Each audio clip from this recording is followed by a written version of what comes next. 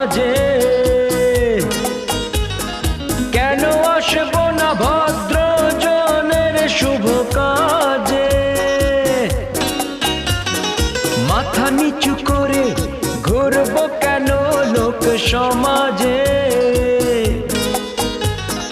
কেন আসব না ভদ্র জনের শুভ কাজে? বয়ে গেল লোকে যদি করে আমাদের ছি ছি, তোমাকে আমি ভালোবেসেছি। খুন তো করিনি, চুরি তো করিনি, তাহলে আমার অপরাধ কি?